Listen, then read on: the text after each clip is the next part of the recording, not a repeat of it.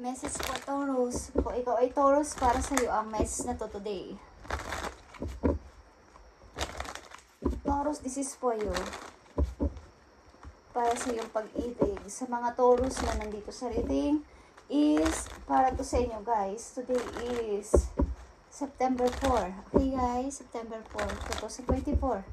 Para sa mga sign of Taurus. Tingnan natin guys, ang inyong about sa pag-ibig sa mga Taurus. Okay? This is for you. Enlightenment. Marriage. Okay. Kayo ay kasal, guys. But, love is in the air when Cupid's around. Maaring may nagpapahiwatig sa inyo ng pag-ibig o may nagpapalipad hangin kahit kayo ay marriage na or kayo ay kasal na Taurus. Okay? At nandito ang learn. Let love show you how to learn from each other. And enlightenment. With enlightenment, there is no separation. We recognize that we are one with the divine. Okay, maaring kayo ay kasal na but maaring may nagpapalipad hangin sa inyo or may nagkakagusto pa din kahit kayo ay lalaki o babae. Lalaki man kayo o babae, kahit kayo ay marriage na. Is may nagpapalipad hangin o may nagkakagusto sa inyo. But kailangan dito ng maaring ito ay sinusubok ang inyong tatag sa sa inyong about sa inyong samahan bilang mag-asawa. Sinusubok ng kapalaran ang inyong pagsasama kung talagang kayo ay matatag sa inyong sinumpaan. Okay? Sa inyong sinumpaan na pangako sa altar. Okay, kahit kayo ay kasal na kasi, ilan sa inyo ay may nagkakagusto pa o mayroong nagkaka-crush, okay? Or may nagpaparamdam. Tingnan natin, guys. Taurus.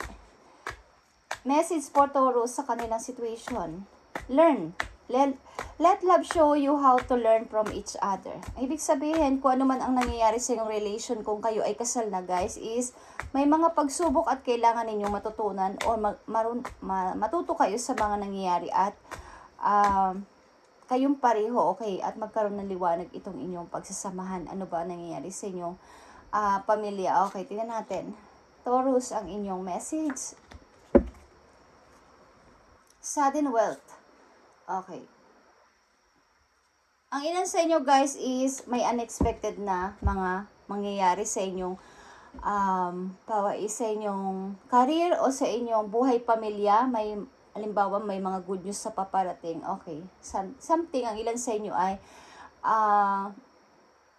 mahilig something tumaya. Kung ano-ano yung ibig sabihin ng tumaya. Ang ilan sa inyo maybe sa ilang Taurus na nandito, hindi naman lahat is sumusubok sa mga pagtaya sa kusaan, sa loto, sa kung ano, sa mga online. Okay. Yung mga slot. Okay. Ilan sa inyo nag-o-online na yung mga games na hindi lang basta game ito, may katumbas na totoong money, okay? So Taurus, change is here. Ang ilan sa inyo is magpapalit maybe ng bahay o gusto nyong lumipat sa medyo malaking bahay o medyo okay na apartment. Okay lang sa inyo. At meron kayong anak, maybe. Meron kayong anak, Taurus. Okay, at ito ang inyong happiness, ang inyong anak, ang inyong happiness. Ito na lang yung tinitinan ninyo. Maaring, guys, gusto ninyong lumipat ng mas maganda o mas magandang bahay. At ito yung inyong pangarap. Okay. Lansin niyo yung sudden wealth. Ibig sabihin ay may magandang mangyayari sa inyong pera. Maaring may... Ang ibig sabihin kasi ng sudden wealth, guys, is parang hindi sinasadya na magkakaroon kayo ng pera. Okay? Parang hindi nyo akalain na magkakaroon ng pagbabago ang inyong pamumuhay. Okay? Hindi ko alam kung tumataya talaga kayo sa mga online or sumusubok kayong tumaya sa kung saan. Okay? Tingnan natin. Sa mga Taurus na nandito, guys, meron kayong gustong malaman sa buhay ninyo na parang gusto nyong i-improve pa. Gusto ninyong i-grow pa. At para to sa inyong anak, para dito, number 9 ito. Para yung dalawa tong number 9, guys. 18 is 9 din kasi number 9 itong change. Ang ibig sabihin nito, gusto ninyong may pagbabagong mangyari sa inyo at Ilan sa inyo gusto nyo lumipat sa medyo maayos na apartment, medyo magandang apartment, okay, o bahay mismo. Gusto ninyong may mga something guys, may mga good news talaga kayo matatanggap. Okay. Message pa sa mga Taurus nandito sa reading. Tingnan natin ang message for you, Taurus. Sa mga Taurus nandito sa reading. Nandito ay child and change. Okay, guys. The Emperor, guys, and the Hermit. Okay. Gusto nyo maging makatotohanan na sa lahat ng bagay at maging seryoso na, lalo na pagdating sa usapin na may kinalaman ng inyong pagtanda, ang inyong pagretiro.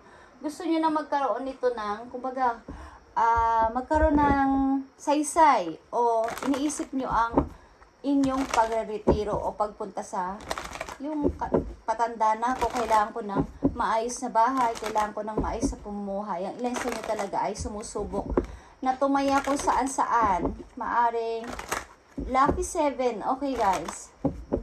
Lucky 7. Mahilig kayong tumaya sa kung saan na pwede kayong manalo. Okay? Maaring ito ay slot machine. Okay. Na magtutugma ang tatlong 7. Okay. The saying. Okay? Taurus, tingnan natin. At i-manifest nyo to. Hindi nyo alam.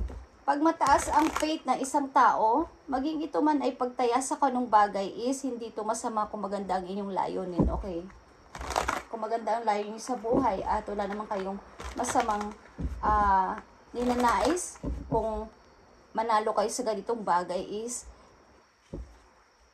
i-manifest nyo to guys. Okay. At bigyan ng balance. Huwag susubra sa inyong ginagawang paggastos sa money. Okay, kung kayo ay tumataya-taya kung saan-saan. Okay, Taurus, tingnan natin ang message pa para sa'yo. Mga paparating na message sa mga Taurus, ipakita mo ang mga paparating na message sa mga Taurus. About dito sa kanilang situation. Sa inyong buhay mag-asawa, maybe sinusubok ng kapalaran o may mga konti-konti pagsubok, lalo na sa maaring may nagpapalipad dito ng hangin sa inyo. Ibig sabihin, nagpaparamdam, nagsasabi ng gusto kay Taurus, okay? Tingnan pa natin ang mga messages sa paparating sa mga Taurus. Message pa na paparating sa mga Taurus, ibigay mo. Ang mga messages pa ang paparating sa mga Taurus.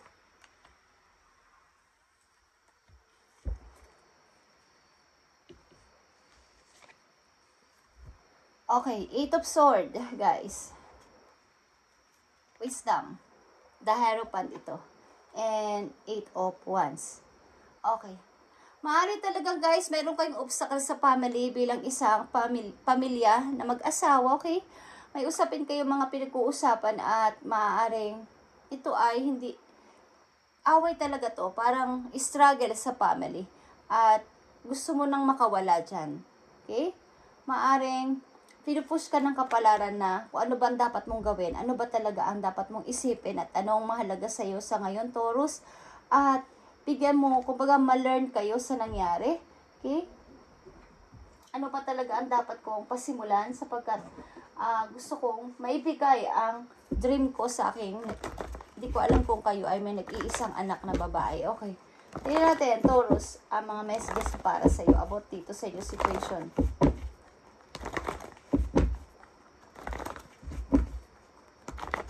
Message mo sa mga Taurus sa kanilang situation. Anong gusto mong sabihin sa mga Taurus sa kanilang situation?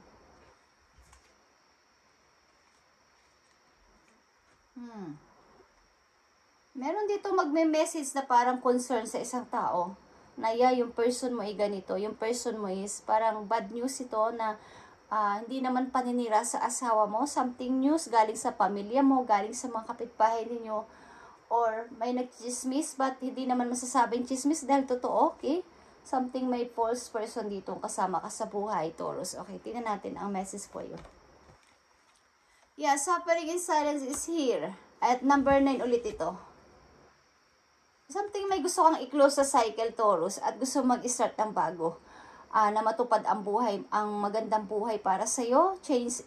Nandito ang pagbabago, change at saka child, okay, para sa anak mo, gusto mo ng pagbabago. Gusto mo ng pagbabagong parang pamumuhay. Nakikita mo to. Victory and success ito, guys. Okay. Maaring gusto mo na makalaya kung saan ka man naroon na situation. At meron kang lovers. Ito ay lovers, harmony, at mahal mo ang tao na to. Yeah. Nagpapadya ka lumipat sa bahay. Isang bahay kasama ang person na mahal mo. At ito ay something. Ito ay masayang family.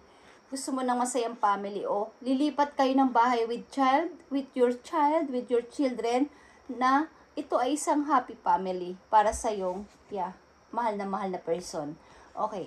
Ito ay paglaya sa isang parang hirap ka na dito sa situation na to, Taurus. Na ito ay isang marriage maybe. Okay? Maaring meron ditong isang tao na parang lagi siya ang nasusunod sa pamamahay, sa buhay mo, okay? Siya yung gustong laging nagmamanipula sa loob ng bahay. Or, control issue dito sa ilang Taurus. Okay, may control issue dito. At, almost meron kang 4 na 9 dito. Andito rin ang spiritual strength. Ibig sabihin is, ang ilan sa inyo is marami pinapasa na problema na kayo lang ang nagdadala. At gusto mo mag-grow sa iyong sarili. Okay, something na nagkaroon ka ng spiritual awakening. Ilang Taurus dito. Okay. Gusto nyong magpalit ng bahay. Lumipat ng bahay. Gusto mong matupad ang pangarap mo sa anak mo. Okay. Ilan sa inyo sudden wealth is mangyayari? Something na mayroon kayong tatamaan. Okay.